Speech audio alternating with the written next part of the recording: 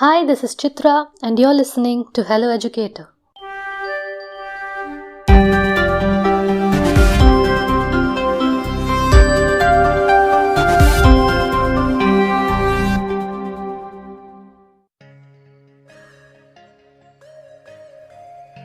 The onset of November is that time of the year where southern India is rich with rainfall and a cold climate. Science educator Obli Chandran is here today to tell us how, why, and when monsoon hits the Indian subcontinent and to discuss the associated climatic factors. Hi, Mango Science radio listeners. Obli Chandran here. I teach science, particularly astronomy, physics, and mathematics, and I love to communicate science through various forums. Mango Science Radio is one of them.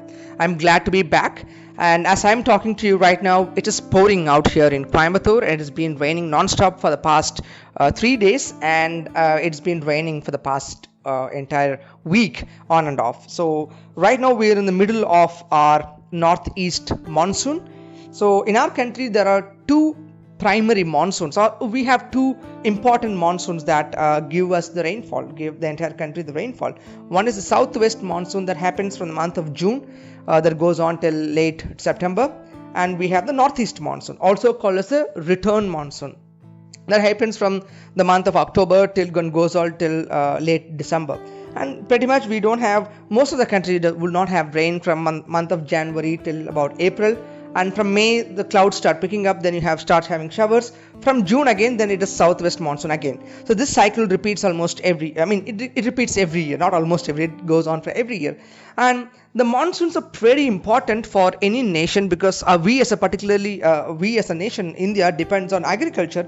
Agriculture depends on monsoons. Monsoons are lifelines of several people dependent on agriculture. And most of the country gets its rainfall from the southwest monsoon than the northeast monsoon. However, in my state of Tamil Nadu, for example, southwest monsoon does deliver rain, but not as much as we get from northeast monsoon. Most of our rainfall comes from northeast monsoon. It batters the eastern coast of our country, and similarly the southwest monsoon gives copious amount of rainfall starting from the western part of the country and also takes it further inwards and northern parts of the country as well. So now this episode I was thinking, what do we talk about in terms of explaining about the monsoons. Now that may have already known about that these monsoons exist, I'm just going to give you an understanding of why the monsoon occurs. The reason the monsoon occurs is because very much how you can think of it like this way. So how does a wind occur? How do we get a sea breeze?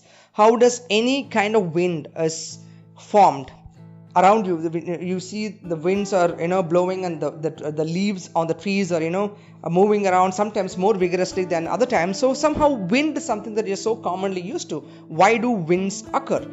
It's because the air moves from one place to another place, and normally the air moves from a region of high pressure where there are no more air particles crammed into a smaller place, and then now that there are more air particles in a given space, now it has to move out to a place where there are not as much air particles as as they are in the current position. So they try to sort of normalize or equalize the pressure. That is exactly the reason why wind occurs. The pockets of air move from high pressure regions to pockets of regions where there are low pressure, so trying to attain an equilibrium. Now monsoons are also caused by exactly the same reason, the difference in the pressures between land masses and the ocean masses. And now coming to the question of why there is a difference in the air pressure between the land masses and the ocean masses. And also, at what times of the year do these pressure differences occur? Now, understanding both of these two things will give you an understanding of how we have two monsoons, southwest monsoon and the return monsoon, which is the northeast monsoon. Now, one important difference between the difference in pressure between the land masses and the ocean masses is the ability of the land to heat up itself more quickly than the water, and also cool off more quickly than the water. So now let's say during summer, June is typically summer for everybody in the northern hemisphere. Now let us stick to our country, India. summer is basically from June. It's the hottest month of the year. July is the hottest month, but June, we start having the summer. The sun is well up in the sky, pointed towards the northern hemisphere. So now, during the month of June, both the land, the Indian land mass, and also the Indian Ocean, let's say the ocean, both of them get heated up, but the land gets heated up more quickly. When the land gets heated up more quickly, the air above it, the air that is over the land mass, also gets heated up very quickly, and it will rise, which means leaving a low pressure region just above the land. Okay, it also heats up the Indian Ocean, it also heats up the water, but it's not as quickly, it doesn't heat it up as quickly as it heats up the land mass. Now there is a relatively higher pressure on the Indian Ocean, that is above the water mass, than it is over the land mass. So now there's a pressure difference, a lower pressure on the land, higher pressure on the ocean. So now the air will just rush in from the Indian Ocean towards the land mass, where, because like I said, the air moves from pockets of high pressure regions to pockets of low pressure. So air moves from Indian Ocean, and it has the southwesterly direction. It moves in from south towards the west direction. Okay, and of course it moves in from southwest and goes up north as well. Okay, now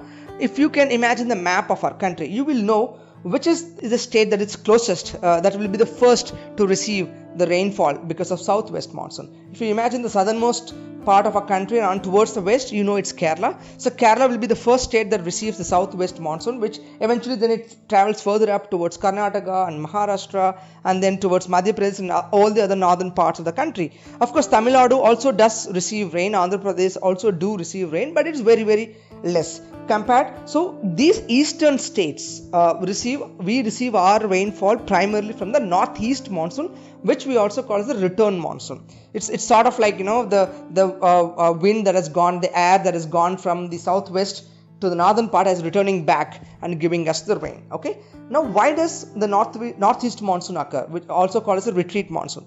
It is because it happens from, remember I told you it happens from the month of October till late December. Okay, now that is the winter time for us. So during winter, we have the sun is moving back south again, going towards the southern hemisphere, which means we have shorter days in the northern hemisphere, and now both the ocean and the land mass are cooling off. Okay, the land masses cool off more quickly than the ocean masses, because the heat retaining capacity of the ocean is more than the land masses. So now, since the land masses have cooled down more quickly, which means there is a lower temperature, which means the air is not rising as much above the land as it is than above the oceans during the winter times for us, which means there is a high pressure region on the land because the air is not rising up, and there is a relatively low pressure region on the oceans because the air is still rising up, because it's still warm enough, it's not losing heat quickly.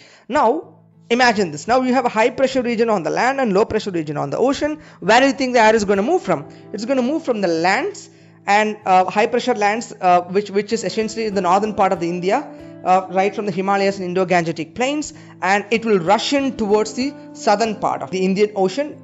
It will, as it moves over these long distances, it will pick up moisture from the Bay of Bengal, and it comes in from the direction of northeast. Okay, it moves towards the eastern coast of our country, and also coming from northern India.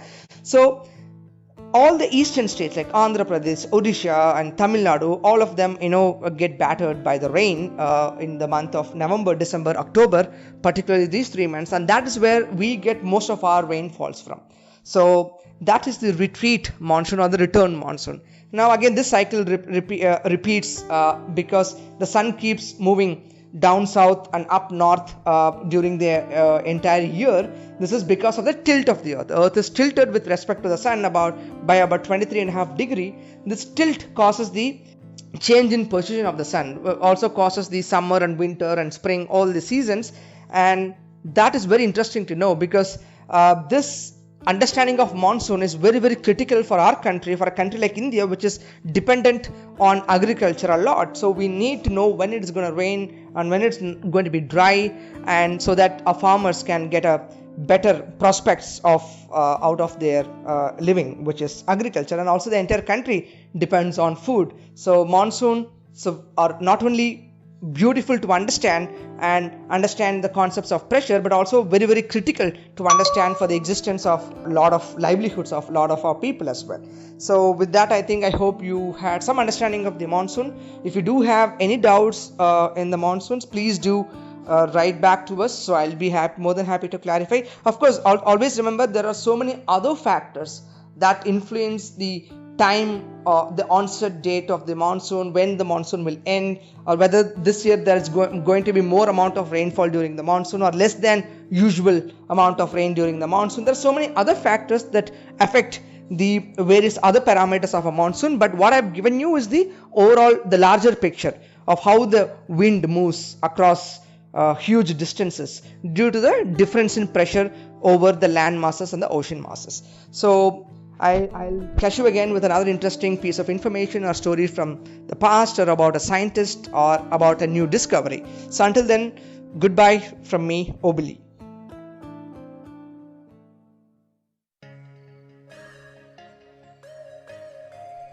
I hope you enjoyed this episode. To receive your daily dose of science stories, don't forget to subscribe to Mango Science Radio. We welcome stories from across the globe, so if you're a science enthusiast and would like to contribute to Mango Science Radio, please WhatsApp us at 99522 43541. Your feedback is valuable and keeps us motivated, so feel free to share your views in the form of an audio message on WhatsApp. Thank you so much for listening to Hello Educator. Remember to tune in for the next episode.